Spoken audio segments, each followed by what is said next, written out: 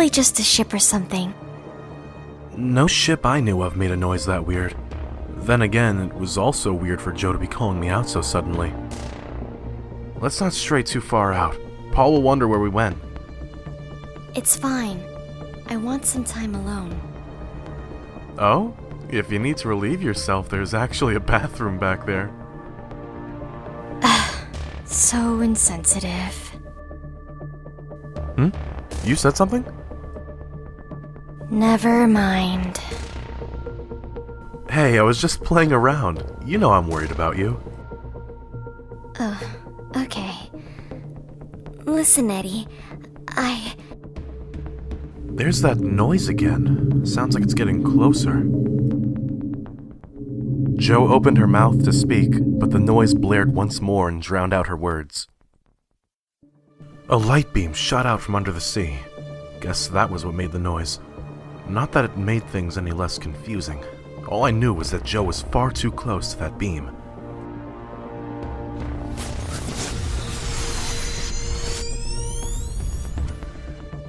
I could have sworn I saw them come this way. Joanna? Eddie? What the hell?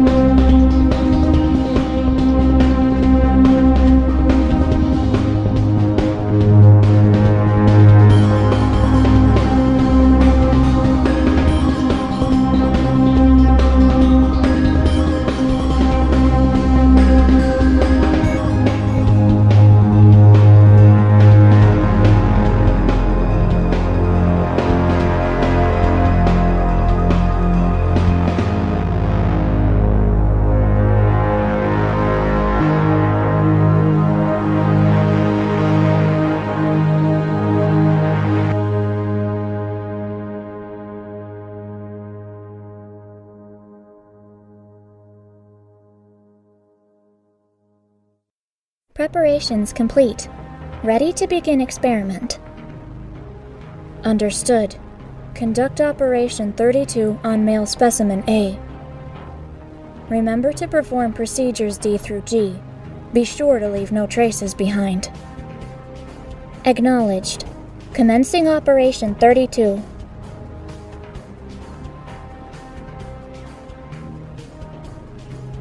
I remembered being put onto some kind of operating table. What took place after that, I could no longer recall. Perhaps it was for the best. Now I found myself standing next to Paul, surrounded by aliens. Ones in blue armor and robes. They donned helmets that resembled water tanks, making their faces hard to discern. All the ceiling lights emitted a blue glow, making even the interior resemble the sea. The place smelled like the ocean, too. Jo stood before me, trapped in some sort of chamber. Surrounding her were aliens operating on control panels. What are you bastards doing to Joanna? Get your scrubby hands off my girl! Paul always managed to speak his mind no matter how dire a situation seemed. I only feared the aliens might make an example out of him.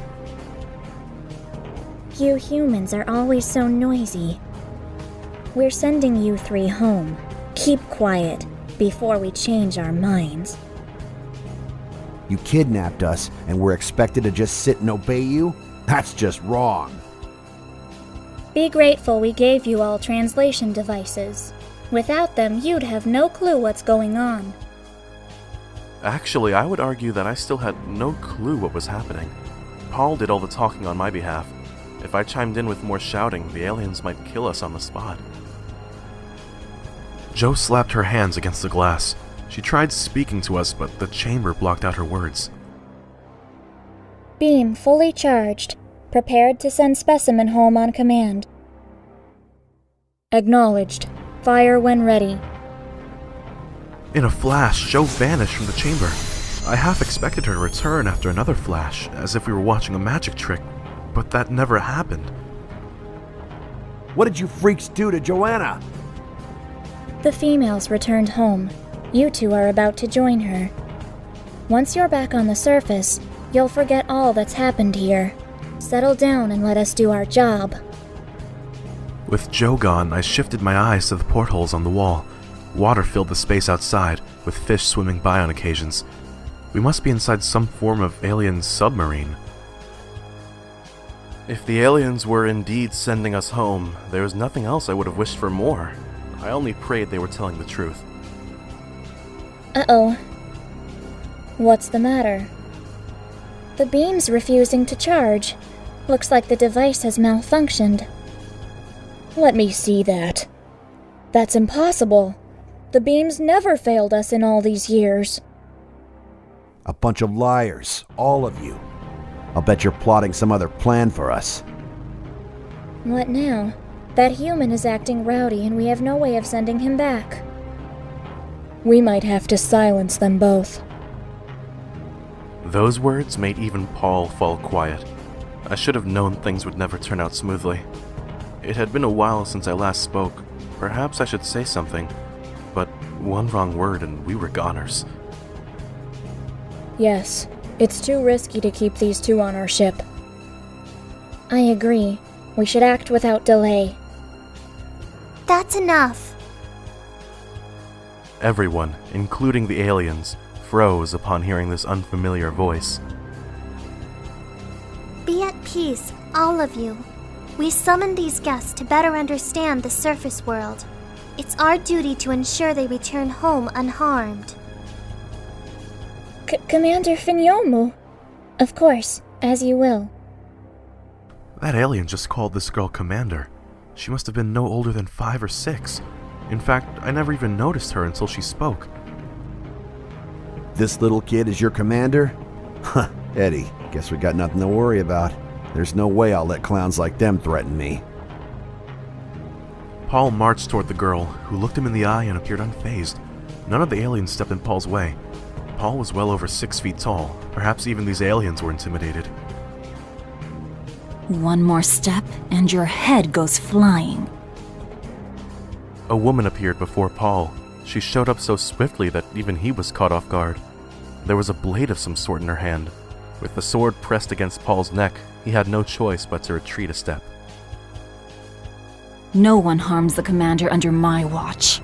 Know your place, surfacers. You're on our ship. I'll be more than happy to send you both out into the sea. There's no need for threats, Mukon. As you desire, Commander. Mukon sheathed her blade upon hearing Finyomu's order. It looked like this woman obeyed the commander like the rest of them. Let us conduct a meeting to discuss what actions we must take. Until then, the 2 humans shall remain on board as guests. Funny how we could be abducted and then be referred to as guests. Paul made no further advances against the aliens. He cast a glare at Mukon, who paid him no attention. At least our lives were spared for now. As for how long things would stay this way, only time would tell.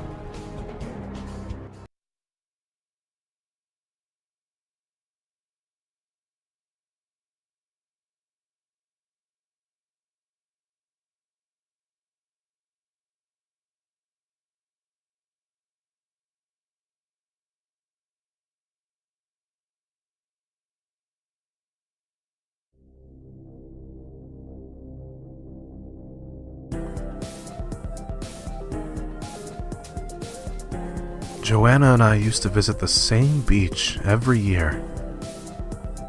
Do you remember what's so special about this year, Eddie? You're turning 21. Come on, as if I'd forget. I was referring to a different anniversary. It's been 15 years since we've met. Never mind. Your birthday's coming soon, so it's a bit early, but I bought you something. Oh, thanks. Here, it's a cross necklace. I hope God will always watch over you. Eddie, how thoughtful. I'll definitely cherish it. And Joe, there's something else I want to tell you. Oh? You know that restaurant we always go to on Friday nights? It closed the other day. That's really sad. Whatever.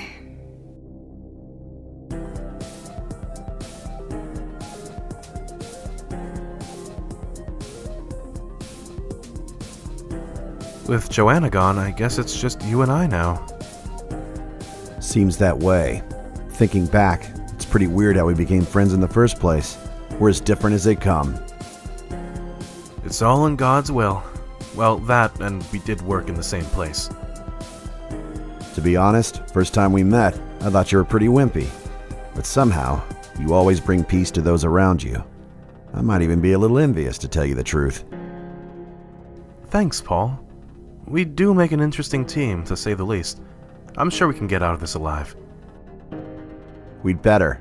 If you die on me, I'm gonna kill you.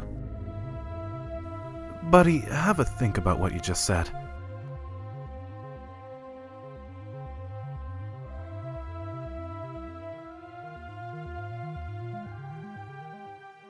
During a stroll, I walked past Finyomu and decided to say hello. Finyomu, however, never even turned around, let alone responded.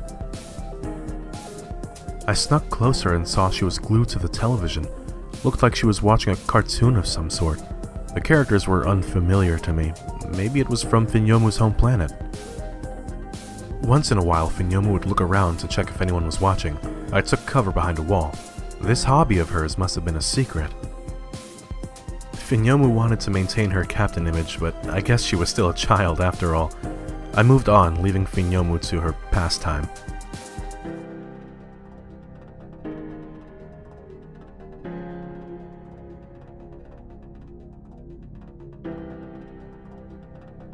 Walking past the dining room, I noticed a book sitting on the table. Maybe someone left this here by mistake. I might just give the book a quick flip through.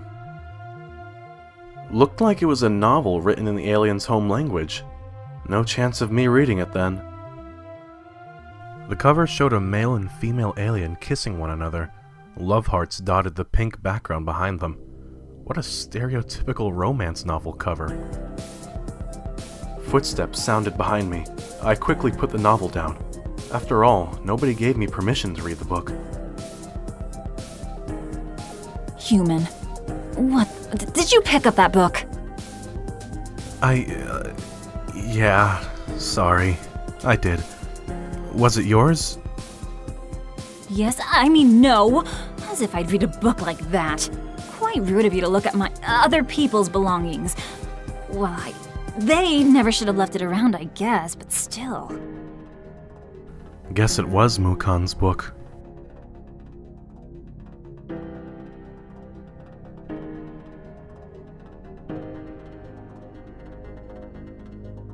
Bored out of my mind, I decided to explore the ship. A couple of aliens I walked past were staring at a porthole. Oh, hello there, human. Good day. Got to say, I'm pretty surprised you guys called out to me. Yes, well, not all of us hate you to the bone. Glad to hear it. You guys are pretty focused on that window there. What's up? We've been hearing rumors of mermaid sightings. Your kind believe in mermaids too? Oh, guess you humans have heard about it as well. More just in movies and stuff. I guess there are people out there who believe it though. Anyway, if mermaids really do exist, surely you would have seen them by now. You guys pretty much live in the ocean. Us? Nah, I'm just a part-timer, actually. And I'm an intern, looking for a stable job in engineering after this. Oh. My mistake.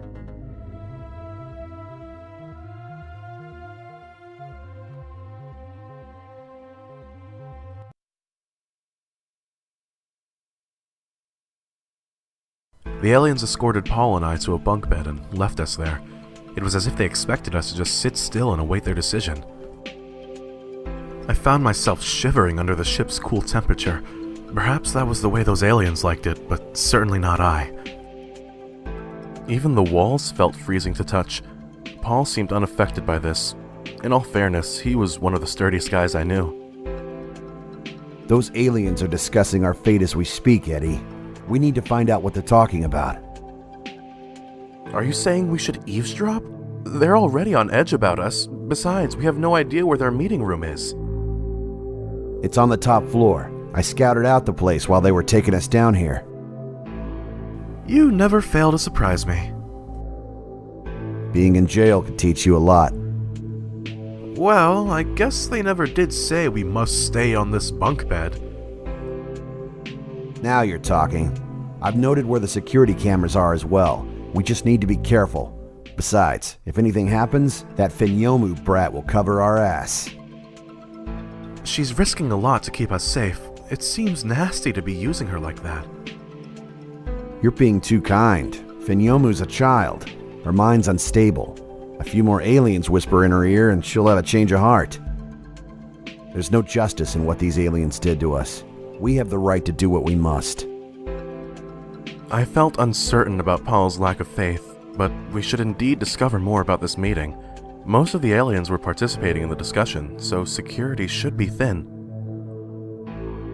Exchanging nods with Paul, we made our move. I prayed the meeting results would bring us hope and not despair.